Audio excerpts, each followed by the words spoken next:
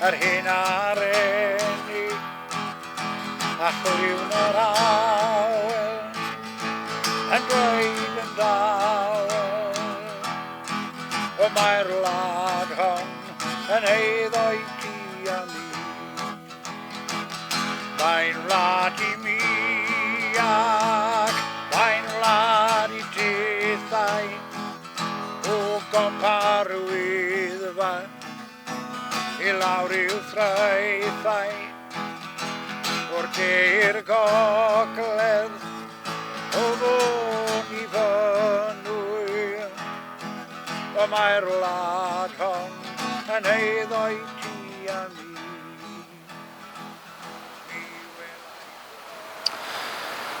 I'm Phil Griffiths, Chair of YesCymru, and this song for me means so much more than just a musical tour of some of Wales's most beautiful landmarks. Why? Well, because it contains within its lyrics the message that we are truly one nation.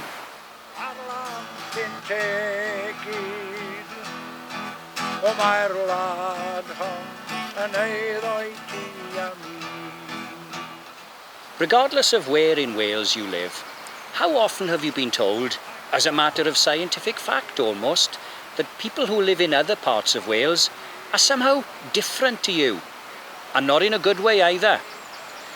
O'r de i'r gogledd o fôn i fynwy reminds us of the need to not only break down these artificial divisions in our minds, but to ask ourselves, who planted them there in the first place? Why? And why do we still play our part in perpetuating this nonsense? Ar draeth Llangranog, ar môr yn wir. The sentiment that Cymru belongs to us all resonates throughout the song, and equally that we all belong to Cymru. But I think it goes to the heart of what YesCymru is all about too. A belief in Cymru, a place where unity and community are celebrated, where every voice contributes to the chorus that sings the story of Wales.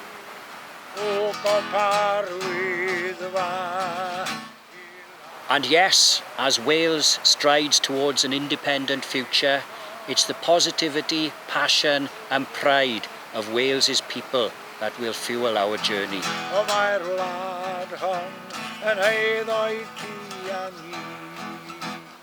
Every valley, every village, every town and every vibrant city pulsing with the promise of a future crafted by the hands of those who cherish it.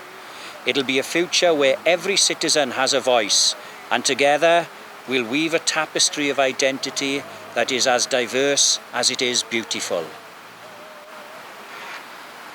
Mae'r wlad hon yn eiddo i ti a mi. This land belongs to you and me. So, next time someone asks, who are YesCymru? You'll know the answer. You and me. We are YesCymru. Mae'r wlad hon yn eiddo i ti a mi. This land belongs to you